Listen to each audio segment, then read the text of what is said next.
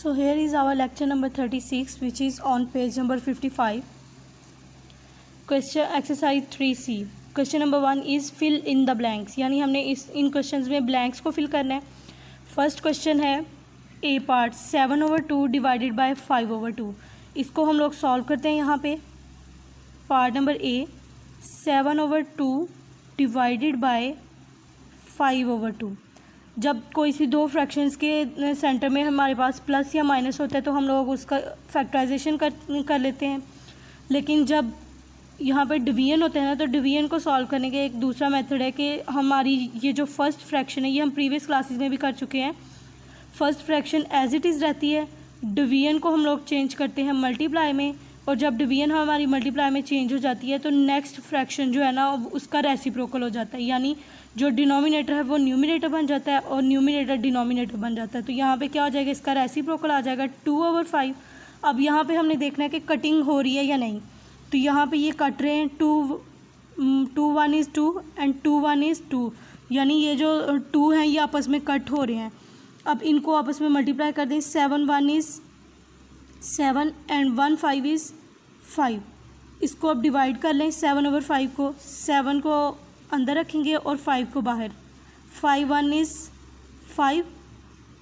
Reminder क्या आ जाएगा 2, क्योंकि 7 में से 5 माइनस करेंगे तो क्या आ जाएगा 2. अब इसको जब हम लोग मिक्स नंबर में लिखेंगे होल फॉर्म में, तो क्या लिखना है हमने, 1 हमारा यहाँ पे आ जाएगा 1. रिमाइंडर हमारा जो है वो न्यूमिनेटर में आ जाता है और डिवाइडेंड जो है डिवाइज़र वो यहाँ पे डिनोमिनेटर में आ जाता है. इसको मैं एक दफ़ा एक्सप्लेन कर देती हूँ. 7/2 डिवाइडेड बाय 5/2 है यहाँ पे. तो 7/2 डिवीजन को हमने चेंज करना है मल्टीप्लिकेशन में. तो जब मल्टीप्लिकेशन में चेंज करेंगे तो आगे वाली फ्रैक्शन जो है वो उसका रेसिप्रोकल हो जाएगा. 5/2 कन्वर्ट हो जाएगी 2/5 में. अब यहाँ पे हमने देखना कटिंग हो रही है या नहीं. 2 1 is 2 और 2 1 is 2.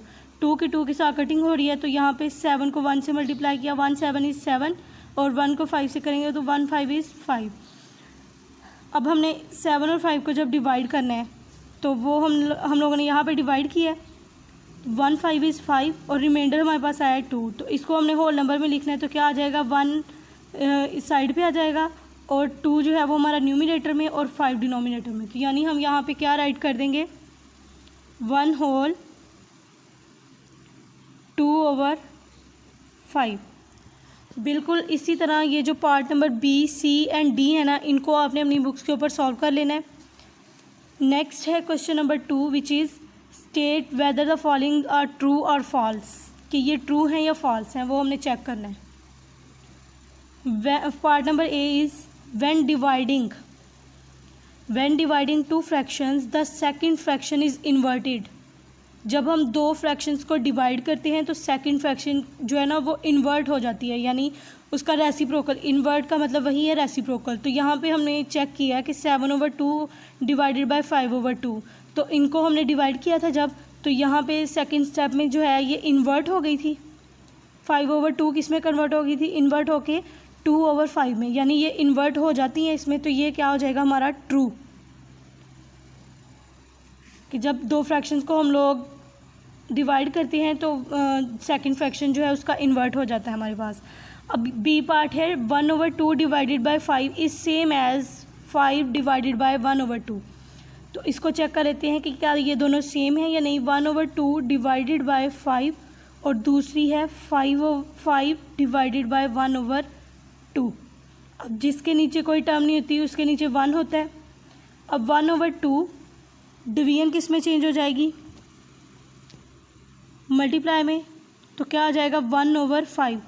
आगे वाली फ्रैक्शन इन्वर्ट हो गई है ना, तो 1/5. और यहाँ पे क्या, 1 को 1 से मल्टीप्लाई करेंगे तो 1, 2 को 5 से करेंगे तो 10, यानी 1/10 आया इधर. इसको सॉल्व करने के बाद 1/10. अब यहाँ पर चेक करते हैं 5 डिवीजन को जब मल्टीप्लाई में चेंज करेंगे तो 2/1 आ जाएगा. यानी 5 2s are 10 ओवर नीचे क्या है आपके पास 1. अब फर्स्ट जो है आपके पास वो आई है 1/10 और सेकंड आई है 10/1.